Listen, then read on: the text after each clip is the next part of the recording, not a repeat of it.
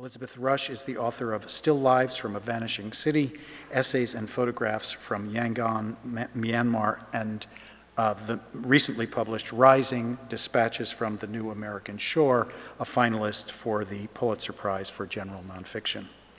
Her writing has appeared in the New York Times, National Geographic, The Guardian, The Atlantic, Harper's, Guernica, Granta, Orion, Creative Nonfiction, The Washington Post, and The New Republic, among others. Ms. Rush is the recipient of numerous fellowships and grants, including the Howard Foundation Fellowship, the Society for Environmental Journalism Grant, the Metcalf Institute Climate Change Adaptation Fellowship, the Andrew Mellon Foundation Fellowship for Pedagogical Innovation in the Humanities, and the Science and Society Award from the National Association of Science Writers. In 2019, she was the National Science Foundation's and Arctic Artist and Writer, and she teaches creative nonfiction at Brown University. Elizabeth Rush's lecture tonight promises to bring her incomparable gifts as a writer of creative nonfiction and her profound ethical commitments to the humans and other beings living at the front lines of climate change on the topic on rising together, creative and collective responses to the climate crisis. Please join me in welcoming Elizabeth Rush.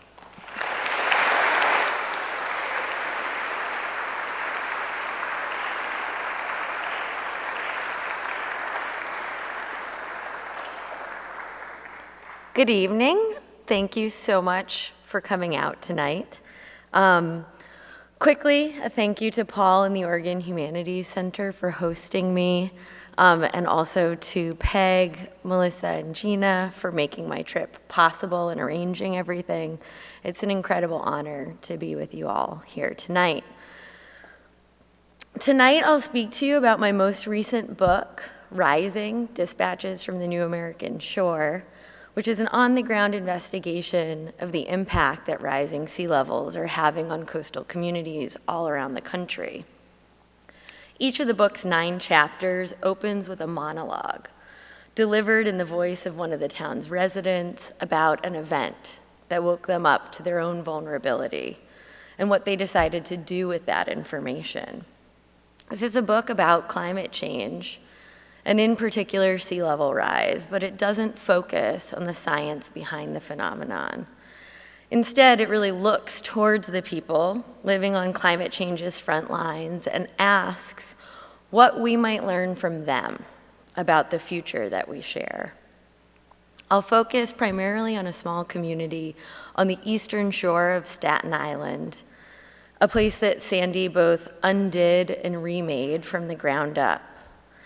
And by digging into the story of Oakwood Beach and the story behind the story, I hope to explore a pretty fundamental question. Whose voices have traditionally been left out of environmental discourse? And how might the climate crisis make this conversation more whole moving forward?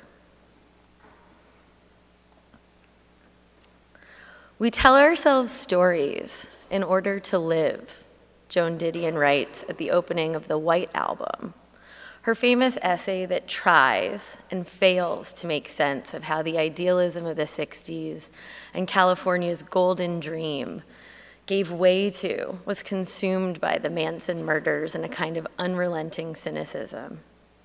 Didion says that storytelling works as a sense-making practice, at least until it doesn't. That there are moments and ultimately phenomena that rend our ability to arrive at a narrative line. I think that certainly climate change is among them. And yet we keep trying to tell this story in a straightforward manner, often with conventional narrative techniques and news reporting. In 2011, I started to write about sea level rise for a number of different journalistic publications. But after about a year of covering that beat, I started to grow really bored with the language that I had to use to get climate change into the news in the first place. Each of these unique, unprecedented events that I was writing about all started to sound eerily familiar.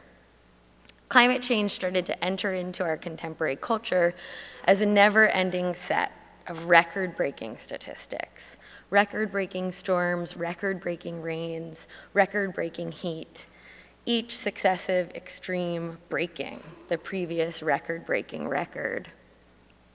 And when I wrote about climate change in what started to sound like this kind of tired vernacular, I feared that I was dulling readers to the dynamism at the heart of this transformation, that these apocalyptic headlines really overlooked the specific ways in which climate change was impacting vulnerable communities, and more importantly, in my mind, bringing those communities sometimes closer together, even in new and unexpected ways.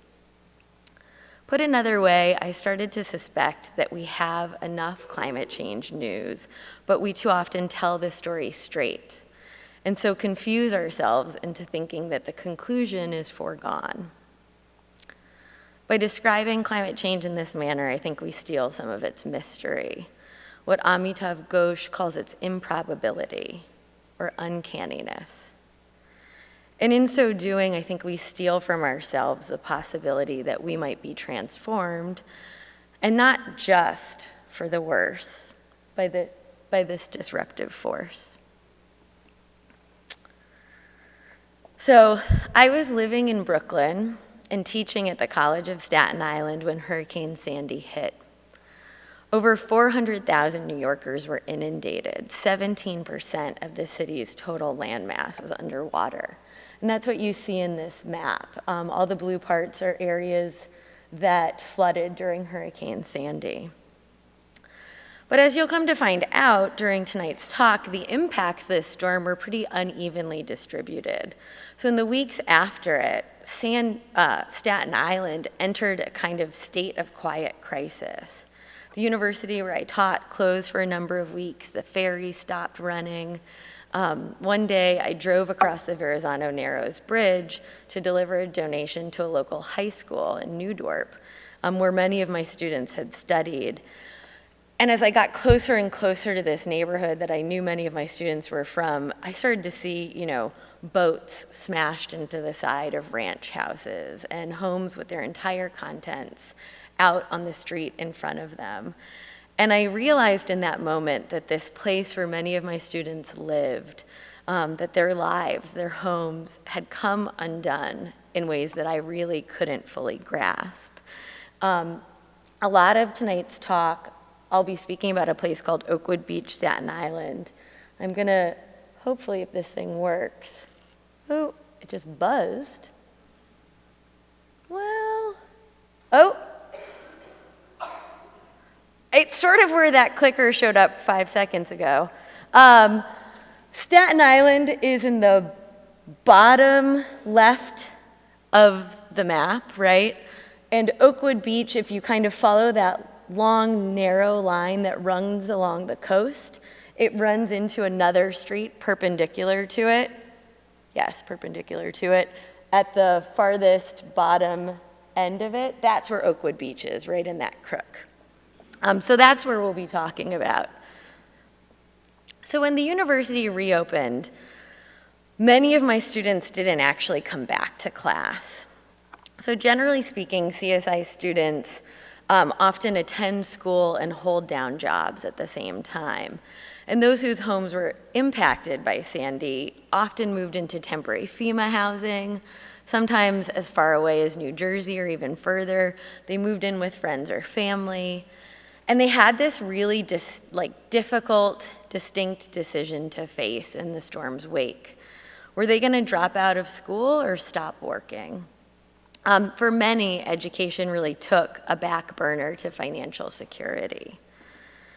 And yet, when I read about the storm in the newspaper, my students' stories didn't often appear.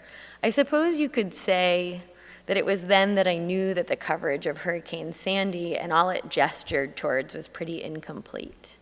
I wondered, where were my students' stories? Where were the stories of those who flooded before Sandy, who'd already blown through their retirement savings getting back into their flooded homes after Irene the year prior? So I began to spend a lot of time on the eastern shore of Staten Island, interviewing residents about their Sandy experiences and their long, really frustrating path towards recovery. When I went, I didn't drive a car. Instead, I biked, and then locked my bike to a tree and walked door to door, asking folks to share with me their storm stories.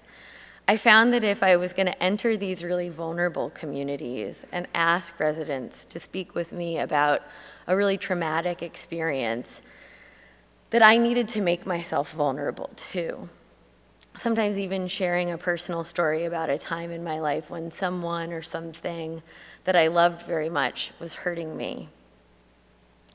I mean to say that I really left my climate change discourse at the door and decided instead to engage in a conversation and to listen. I started to spend whole afternoons in Oakwood and in Midland Beach and Ocean Breeze, the place where residents had begun to organize, to publicly ask that their homes be purchased and demolished, and that the state aid in relocation. This, more than anything else about Sandy and its aftermath, surprised me.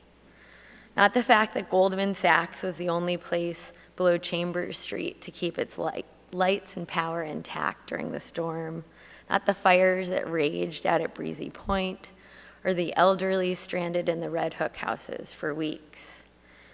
It was this clamor rising from the sodden side of the city's only Republican borough. The signs that read, "Mother Nature wants her land back," and "Buyout wanted, buyout needed." I wondered, what did residents of this right-leaning, often climate change denying, low-lying working class community know that the rest of us did not? How was it that they were interested in retreat, one of the most progressive and controversial climate change adaptation strategies that we have? So residents in these flood-prone communities that were interested in selling their homes to the state started grassroots buyout committees.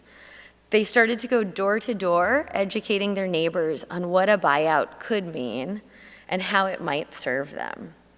Each homeowner would get pre-storm price for their lot. The recovery time would be quick in comparison to the city's epically slow Build It Back program, and they would ultimately permanently move away from risk as a result of a buyout.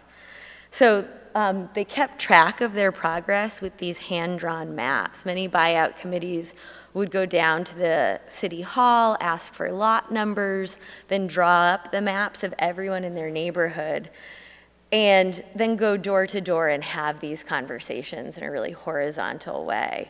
They knew that this was information that they had to carry into the community if they were going to get a lot of purchase amongst their neighbors. One of the buyout organizers told me, "I'll tell you a recipe for a buyout. You know, he sort of gave me all the ingredient list. He said, take your local politicians, set them aside. Take the local newspapers, set them aside as well." He actually asked me not to write about the buyouts as they were doing this kind of horizontal work, because he didn't want the information to be circulated in the newspaper before residents had a chance to hear it on the ground from each other. And I think that that's pretty important. So I'd been researching and writing about Oakwood Beach, Staten Island for a little over a year when Patty Schneider, one of the organizers, invited me to a party that she held to celebrate the life of her brother, Leonard Montalto, who died during the storm. I arrived, and Patty introduced me to her niece, Nicole, Leonard Montalto's daughter. Nicole grabbed me by the arm, and she pulled me into Patty's guest bedroom. She said to me, and I'll never forget it, "You're writing a book, so you will help me memorialize my father. And I'm going to tell you what happened on the night of Hurricane Sandy." Nicole spoke for almost 2 hours, and I just sat there and listened. And what I'd like to do tonight is read briefly from Nicole's testimony. It's the thing that opens the chapter on Oakwood Beach in Staten Island in this book, Rising. We come into the story the day after Hurricane Sandy, and she's describing her search for her father, Leonard Montalto.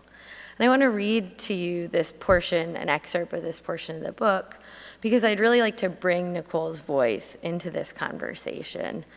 And also because it's Nicole who really taught me how to write Rising, that it was of vital importance to have residents' experiences central to the form, central to the structure of this book and how it would make its way into the world.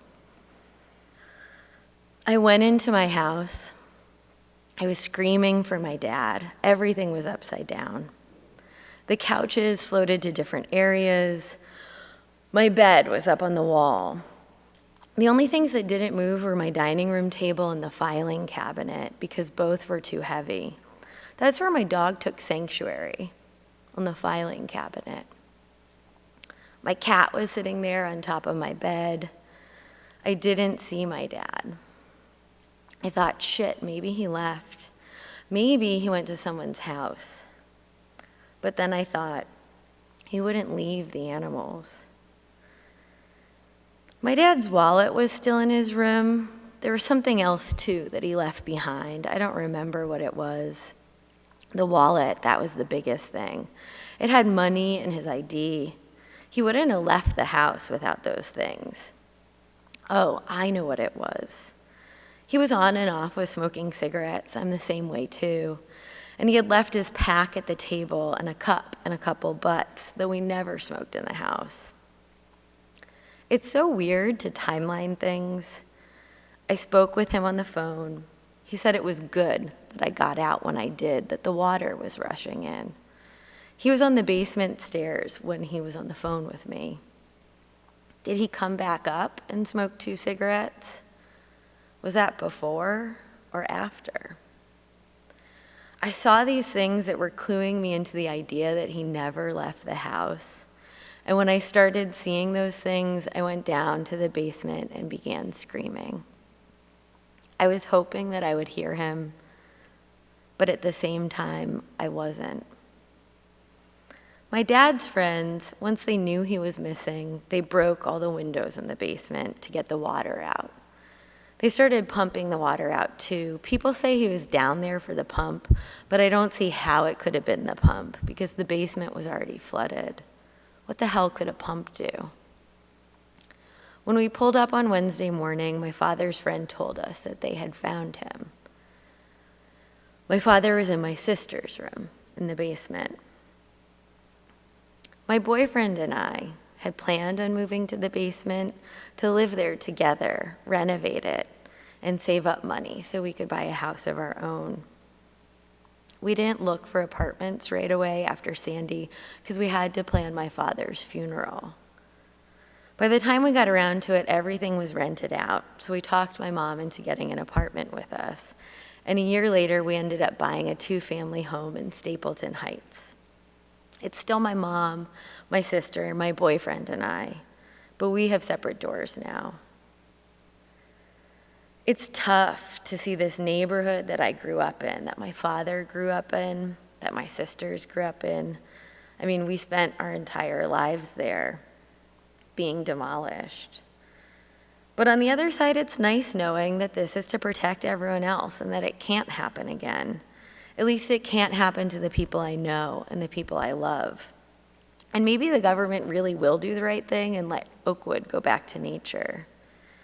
After the storm, we were like, we're moving to a hill. And I moved to a hill.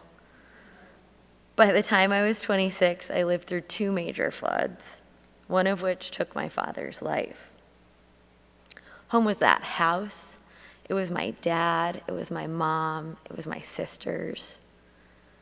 When my dad was gone, it wasn't home anymore. Those words, when my dad was gone, it wasn't home anymore, stuck with me for a very long time. Kiran Desai, the winner of the Man Booker Prize for her diasporic novel, The Inheritance of Loss, recently said, "We talk so much about the vocabulary of belonging, but ours is an age of refugees. We need literature that's multiple in nature, that explores, for instance, the idea that an immigrant searching for home will undo our very notions of home. Desai's words, I think, call to us to invite new voices into the conversation, to produce literature that denies the idea that there's ever one official story or a singular, clear, linear narrative of any event. I hear in Desai echoes of the awareness that Nicole Montalto was forced into when Sandy took her father's life. Nicole's story is one of profound dislocation, of looking for her father and by extension her home, where he ought to be, and discovering that not only is he not there, he is nowhere. And I think it's that discovery that would sort of untether her from her childhood home and would play a really significant role in fueling Nicole and Patty and many of their neighbors to advocate for and eventually win the right to pull up their roots and relocate in. But I also think in order to get like a fuller picture of why residents would ask that their community be broken apart, it's really imperative for us to reach further back in time. So in the image all the way on the left, it's a little hard to see in this projection. You see a detail from a USGS map from 1900. And anything that's this like darker shade of blue is area that was recognized as wetlands 120 years ago, and as such considered unfit for human use. So the deeper I delved into New York City's past, the more that this pre-urban landscape seemed to shape a lot of our present-day predicament, not just in terms of topography, but also in terms of demographics. So who is it that historically has lived atop our lowest lying, most flood-prone land? One of the things that I discovered while writing this book is that it's not often millionaires who throw down roots in swampland. Sometimes they do. That's not, universally not true, but in general, it's a good basic assumption to make. So the second image shows social vulnerability mapped atop flood risk. And it perhaps will come as no surprise that the most flood-prone areas of Staten Island are also inhabited by those who are deemed medium to high risk socially. And that's usually a metric of measuring sort of race and class blended together. So I think it's important to note that the trauma experienced in this neighborhood during Sandy did not begin on the evening of October 30th in 2012. Though that would prove to be like a particularly violent moment where social vulnerability was rendered visible. There were 24 deaths on Staten Island during Sandy, and more than half of the deaths that would occur in the city. These traumas contributed to this idea that these neighborhoods, once so beloved, had perhaps ceased to offer the comfort that we tend to think of as being really synonymous with home. The storm itself, its devastating impact, is certainly one of the reasons why the residents of the Forgotten Borough became interested in managed retreat as a recovery strategy. The word retreat usually implies defeat, often in a military setting, but on the eastern shore of Staten Island, after the storm that took Leonard Montalto's life, retreat started to sound a lot like relief. Relief that had long defined residents' lives. And that map all the way on the right is a detail of where all of the Sandy-related deaths took place, and you'll notice that most of them take place atop land that was previously zoned as wetland. For a long time, I really had no idea what to do with Nicole's story. I remember going home after that party to celebrate the life of her father, and I transcribed the entirety of our conversation word for word, which took like 7 hours. And then that file sat in a folder on my desktop labeled Oakwood Beach Interviews for years. I felt that there was sort of no amount of essaying, no amount of writing that I could do that would add anything to what Nicole had said. And eventually, as fate would have it, I would run into the work of a woman named Svetlana Alexievich, and in particular a book called Voices from Chernobyl that tells the story of the nuclear disaster and its aftermath entirely from the perspective of those who lived through the event. So when I read this book, I started to understand how powerful it is when someone speaks in the first person about an event that would just reshape the trajectory of their entire lives. So many people ask me about the process behind the creation of these testimonies, these dispatches that ground Rising. And that's led me to reflect really on how I think about my writing as maybe being a little bit different from traditional journalism. I think the answer has to do a lot with where a writer's responsibilities lie. A traditional journalist is usually responsible to their readers. Their job is to inform public discourse. And with these testimonial style essays, I felt that my first obligation was always to the interviewee, to the speaker of the testimony. I wanted to make sure that I was getting their voice, their story correct. So once I had a transcription, I would cut out like 95% of the text, rearrange some of what they'd said to create a kind of narrative arc, and then I'd send it to the interviewee and ask for their feedback. I wanted them to be collaborators in the creation of this book. I wanted them to sign off on their stories, making their way into the world in this manner. And I've got to say, it was really scary, sending a draft of Nicoles' essay to her. I feared that she didn't want me to use it in the end, or that she'd want it changed in really significant ways. But I also knew that I didn't want to include it in the book if she didn't give her consent. To do so felt really akin to, in some ways, the kinds of extractive industry that lies at the heart of the climate crisis.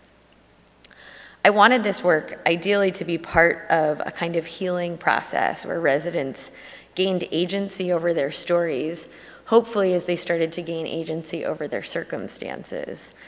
Because I think that's one of the things about climate change that scares us most, losing control, losing a sense of personal identity in the face of this really gigantic, rending phenomenon. So I edited the piece, sent it to Nicole, she sent it back to me. We went back and forth until she felt that it really represented her storm experience. Which is to say that I think of these testimonies not as an example of giving voice to those who have long lived on sort of the margins of our society. These people have really strong voices of their own. It was an example of me handing them a microphone. So if we zoom back out and we look at Oakwood Beach from the air, which is what these images do, and you see in the right, those are some homes that were literally ripped off their foundations and deposited in the middle of the wetlands during Hurricane Sandy. Oakwood Beach just looks out of place, right? It's like 5 parallel streets, spindly streets surrounded by saltwater marsh. When there's heavy rain, the water all flows downhill. If there's a big storm, the streets fill with salt water, which is to say that whether it's a nor'easter or a summer downpour, Oakwood Beach is gonna be underwater. The city also was always slow to repair the things that went wrong in Oakwood Beach, slow to install an earthen berm along the community's eastern shore. This berm would be breached during Sandy, exacerbating the impact the storm had. Many say that Sandy was the 500-year storm, but Oakwood Beach residents say the year before they had Irene, a 200-year storm. The spring before that, they had a 300-year storm. So as Frank Mazinski, one of the buyout organizers, said to me, in a little over 3 years, we've had 1,000 years of storms. Frank acknowledged that the environment was changing and that their flooding problem was getting worse. And yet he was equally reticent to use the words climate change when describing the cause of that flooding. What he wasn't afraid of addressing was how during each of these events, his community was always at the bottom of the municipal repair list. So with Sandy, local patience really reached its limit. Rather than seeing buyouts as a tool of further systemic marginalization, many Staten Islanders started to see them as an opportunity to move away from the long-term neglect that contributed to their vulnerability, offering instead an opportunity for a fresh start. So put another way, when one storm turns into two, turns into three, turns into four, this can-do gumption to get back into your house can also turn into something different, a desire, deep desire for justice. Which is to say, the more I worked on this book, the more I learned that resiliency means really different things in different places. So in Manhattan, sea level rise resilience might mean, in the case of the Rebuild by Design competition that happened after Sandy, and you see this represented with the image on the left, landscape berms with seagrass that double as habitat supports, levees that double as skate parks and amphitheaters, seawalls that support pop-up cafes and passive recreation. Well, in Staten Island, resiliency meant taking out a second mortgage on your storm-wrecked home while mold crept up the walls. It meant scrubbing the mold off the walls yourself, as John Hijnacki did down at the VFW with many of his fellow members. And you see him on the right. The bricks that are a lighter color are bricks that sat under salt water for days, and the darker color is what wasn't inundated. And you see that water line is well over his head. Resiliency meant waiting for months, sometimes years, for the city's Build It Back program to lift your house.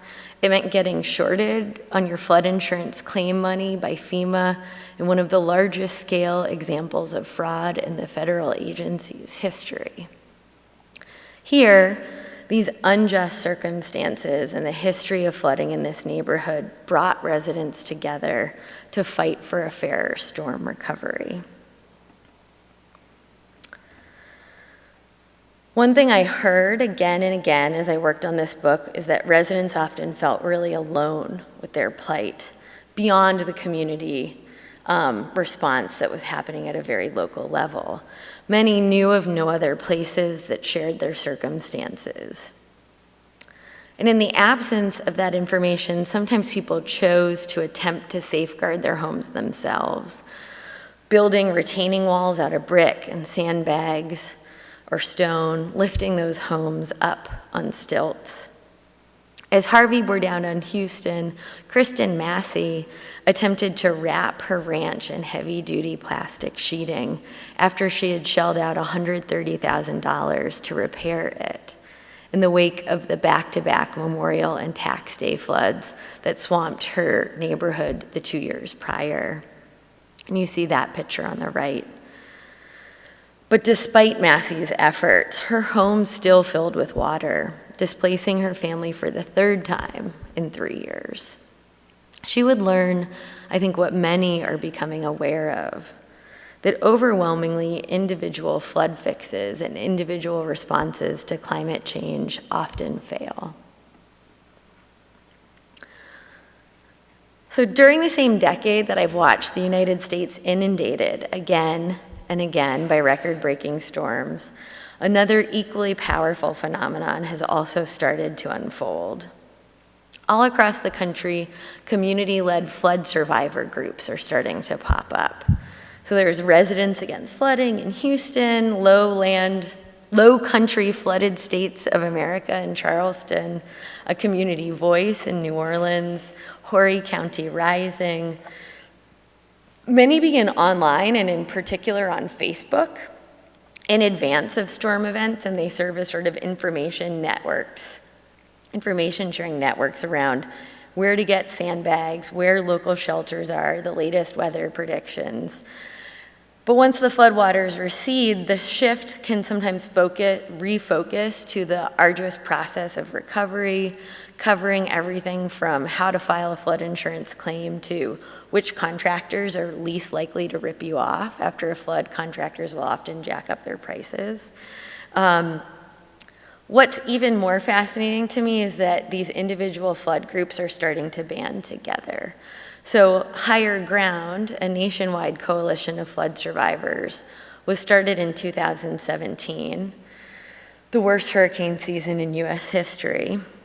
And during the 2 years or 3 years between then and now, their membership has already increased to include over 100,000 people around the country.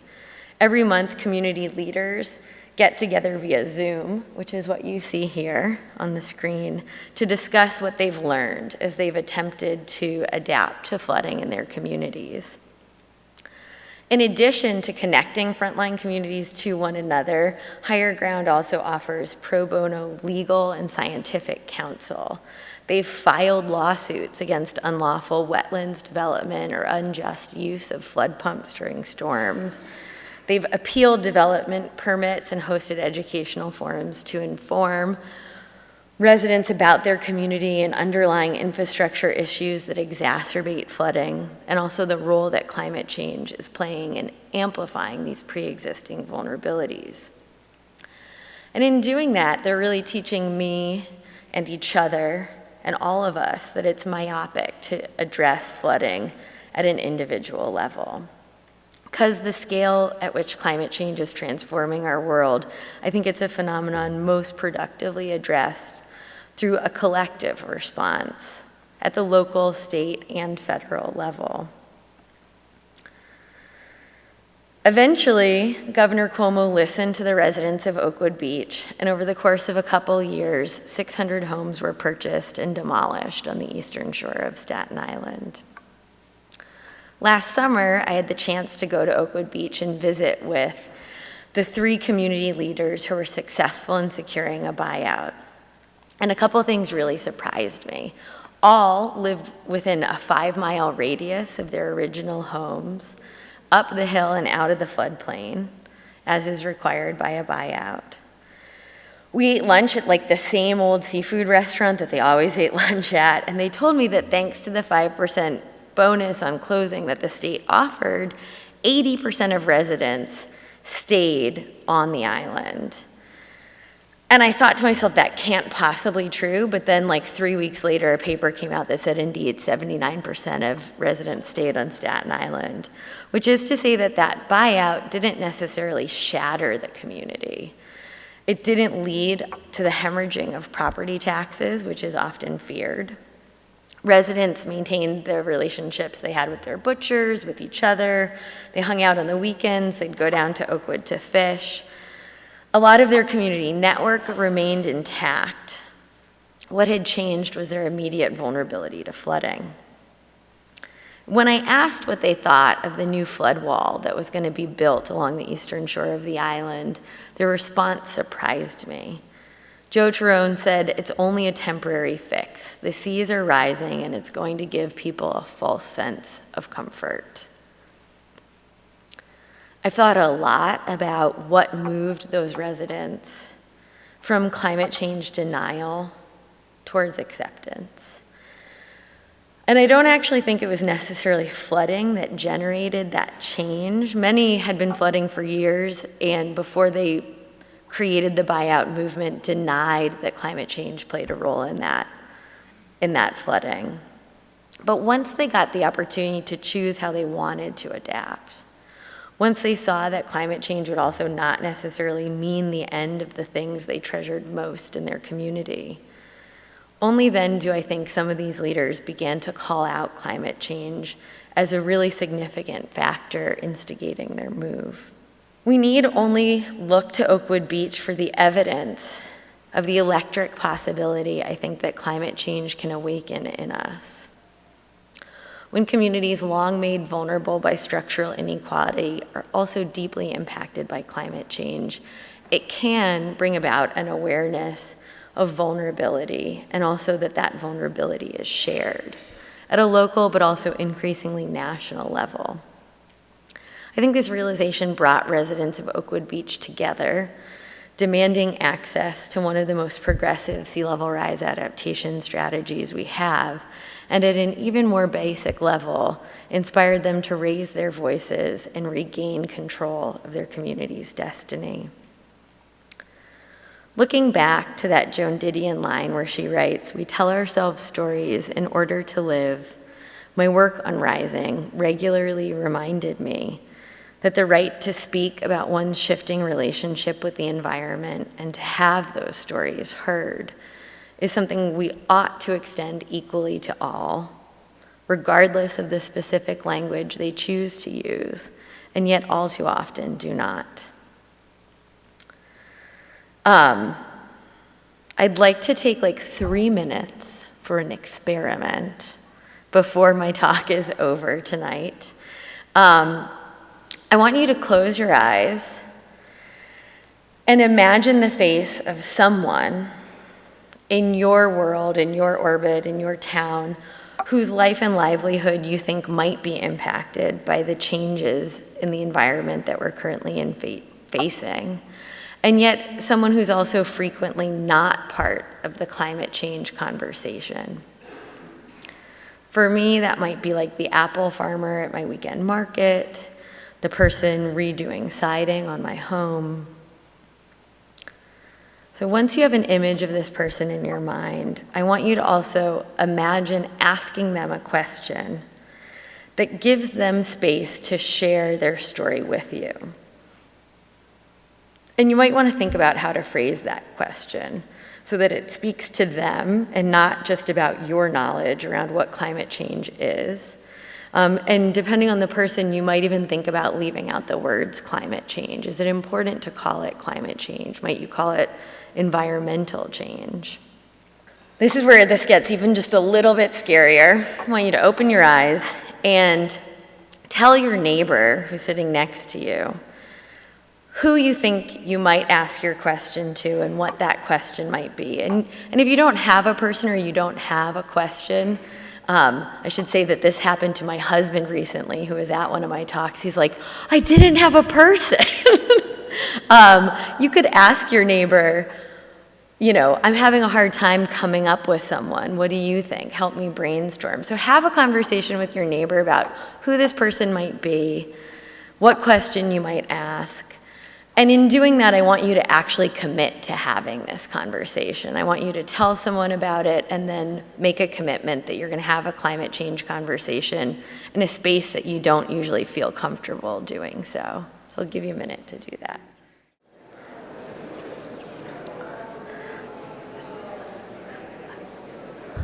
All right, let's come back to attention just for like one last minute. In brainstorming with each other what these conversations might look like, who you might have them with, I want you to commit to this act of reciprocity, to listening to a stranger with attention and care. I think it may sound deceptively simple, and maybe it is, but when a conversation has been dominated by a select few, I think listening can be a really surprisingly potent act, upending a whole set of historic power imbalances. So as the tides get higher and the storms get stronger, those long exposed to flooding or other climate change impacts who've lived in areas where property taxes will not cover the cost of innovative infrastructure solutions, I think these are people who have precious knowledge that the rest of us do not. As the words they alight upon and excavate and share become part of the vernacular we use to describe these uncanny and improbable days, I think this is part of how this phenomenon is becoming more than just a catalyst for cataclysm. As the language around climate change loosens, becomes more democratic, I think our ability to seize this moment as an opportunity for one of coalition building, especially amongst those long made vulnerable by other structural problems, is growing. Perhaps together we will make that ever more popular protest chant come true. The seas are rising, and so are we. Thank you.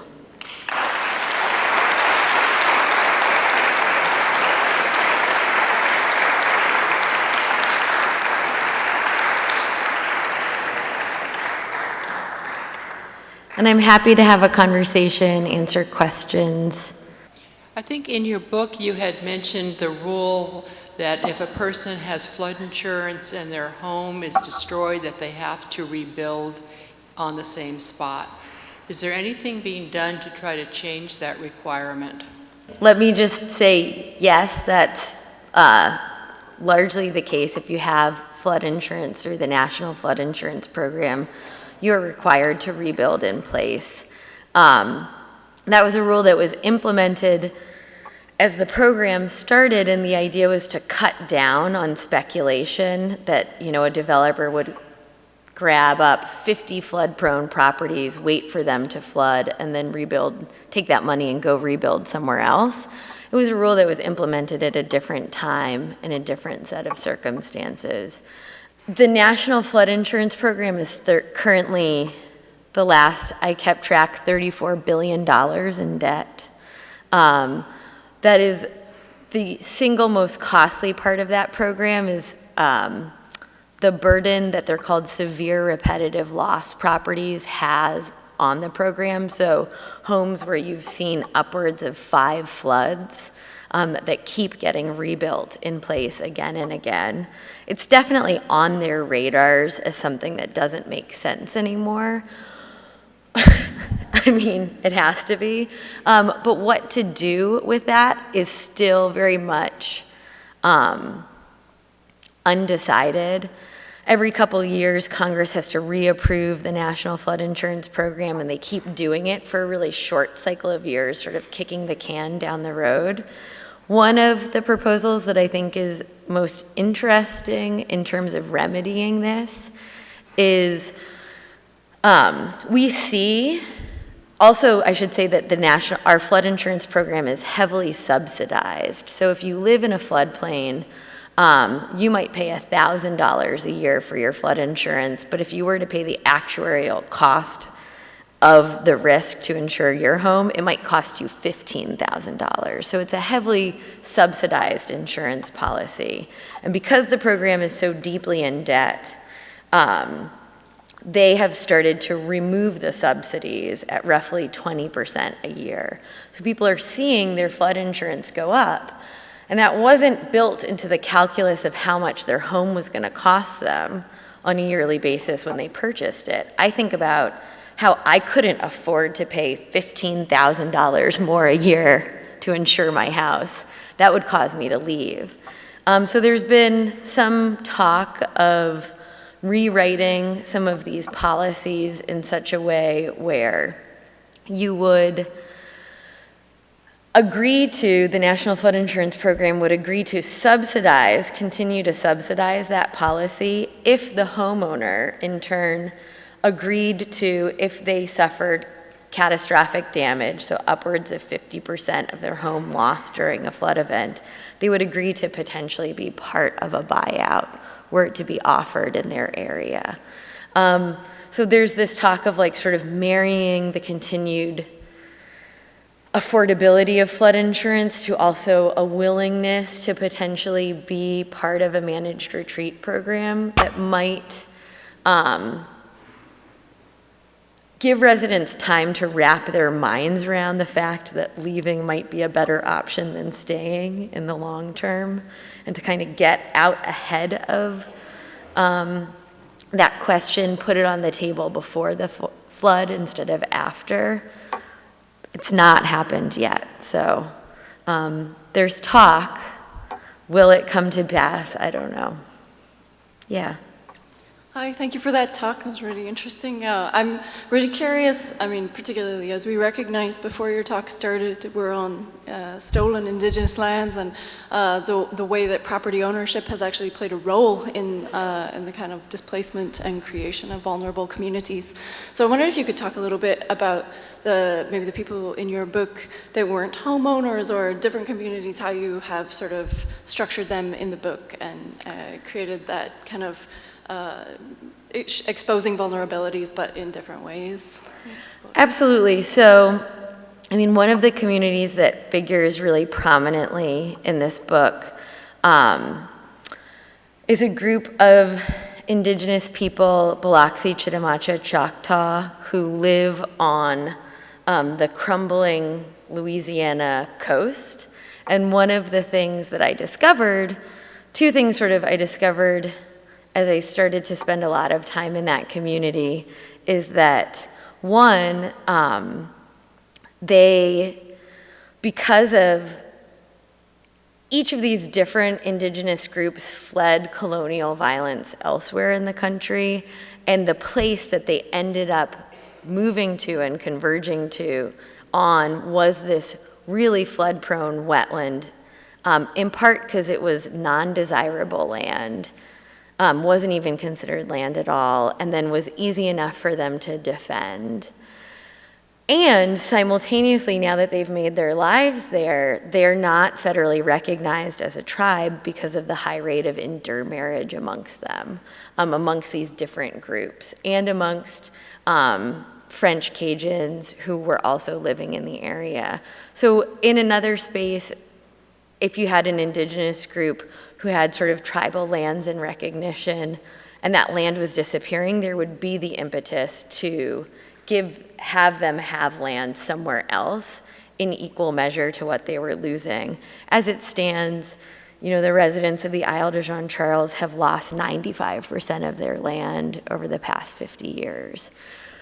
So, well, you know, I think that story, that is like a very small version of what I sort of saw playing out in all these different ways all around the country, that you have really vulnerable people occupying really vulnerable lands, and that's not sort of something that happened by chance. One of the other things that I saw a lot in this research process is that even the little research that we have on managed retreat primarily focuses on homeowners because they're easier to track through the process.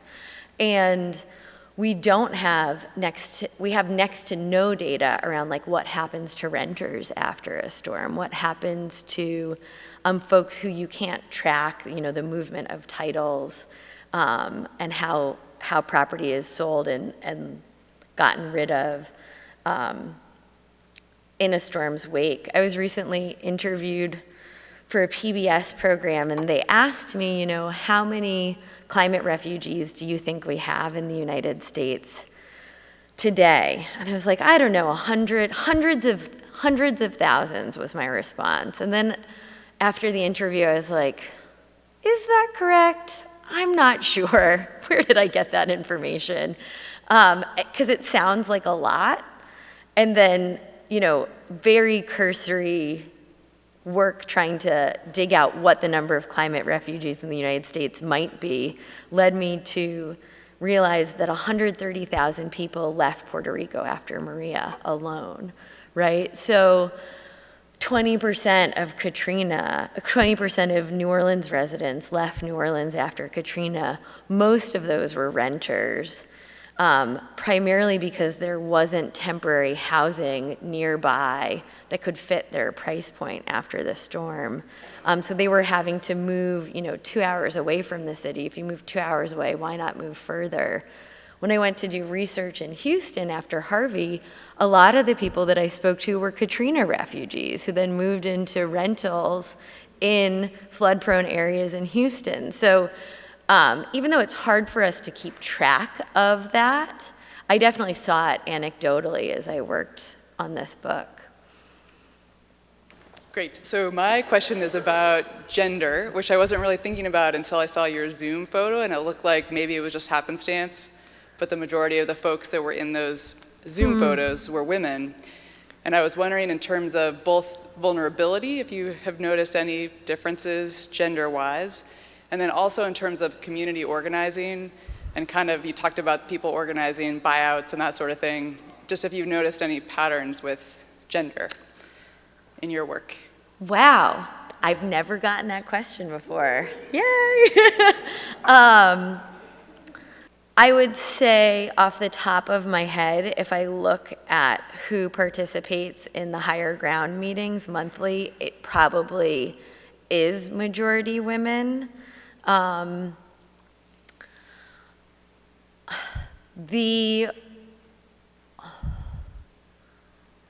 is that a product of women in slightly wealthier communities potentially having part-time jobs and then time to organize? I'm not sure. That's like maybe where my brain goes, though I also kind of want to think against that instinct. I do think that, you know, who does a storm impact? If we think about who has the resources to flee, let's say we know a storm's particularly bad and evacuation is called for. We know that lower income communities are more likely to stay at home and not go and stay, you know, in a motel nearby or not have family, friends, network beyond those that are in their immediate adjacent areas. I've not thought about if that question plays out differently if you look at it through the lens of gender. So I think I have no real answer to your question, but it's a really good question, and I'll have to think about it. I was curious who was paying for all these buyouts in the different communities, because it's not built into the FEMA and the existing system. So the buyouts are largely FEMA money, often through something called the Hazard Mitigation Grant Program. That money is only activated if you have a disaster declaration. And then, so 75% of the money comes through FEMA funds, and then there has to be a 25% match at the local level. And we've just started to see some of the first systematic analyses of how this program works, even though it's been around since 1989, and they've purchased 43,600 homes through this hazard mitigation grant program. One of the very first things we can realize is that it tends to, poorer neighborhoods within wealthier districts tend to be the ones that get access to this funding, because in order to navigate the bureaucratic red tape that surrounds it, you have to live in a place that's wealthy enough to have someone like a floodplain manager, a civil servant, to oversee the process of applying for the funds and then be creative about where that 25% local match is going to come from. So a lot of local places will end up activating some other form of disaster recovery funds to make the match happen, but you have to have someone whose like job it is to understand how to do that, make those connections, go after that funding. And then, you know, the people within that wealthier community who tend to be the most flood prone are the poorer residents within it who live atop this already soggy land. So we know that, you know, right now, if you just look at who has access to buyouts, it's also going to be one of these metrics that sort of deepens the distance between the haves and the have-nots in this country, because rural areas, areas that are more uniformly and over larger demographics impoverished, don't have that kind of public civil servant to oversee the process. So they're just kind of stuck where they are. And many will ultimately just leave and walk away from everything if they're faced again and again and again with this kind of flooding. So they also have to move, they just don't get any assistance through their process. Thank you so much for your presentations. My pleasure. Yeah, I especially am inspired by the idea of gathering stories and sharing stories and reaching out to strangers and so on. And I know how hard that can be. So I'm remembering how I was living in Berkeley, California for a while, and we were very concerned about earthquake preparedness there. And a lot of the neighborhood organizing that I got involved with was, trying to get out ahead of the earthquake. And by doing it in a way of kind of socializing with neighbors, getting to know people locally, kind of under the guise of just friendly neighborhood socializing, but with kind of an ulterior motive that we would get to know each other and find out who has what needs in case of an earthquake.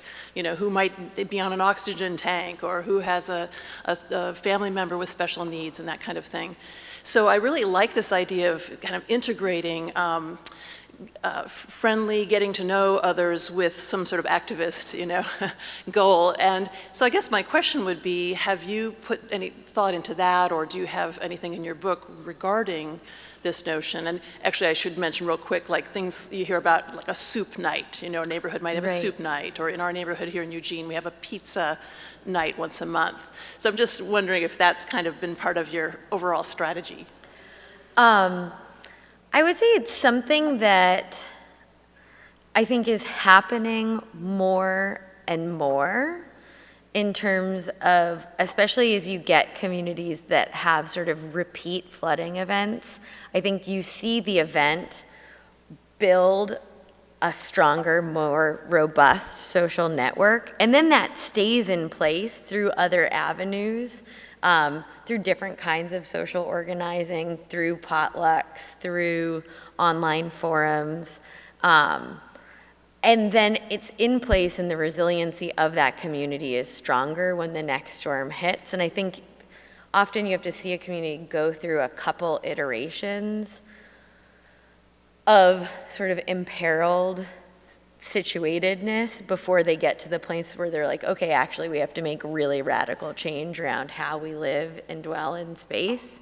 One of the things that I've been working with, so I partner a lot with Higher Ground now, and because the book means that I get a lot of communication from frontline communities, and now I can say, hey, did you know Higher Ground exists? This could be a really great resource for you.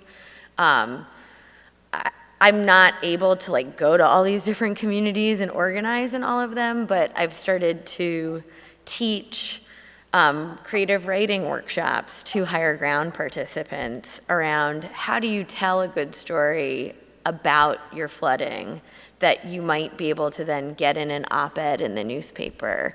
How do you think about presenting your testimony to a local politician so it'll be harder for them to turn away from? So that's, it's done in this virtual space, but it is partly about sort of creating and building in the skills in advance of the storm so that these communities can advocate for themselves after the storm. I wish I got to like have more pizza parties and tea and stuff like that, but I think it's absolutely like the right model. I think that it's happening sometimes more, as much online as it is in person.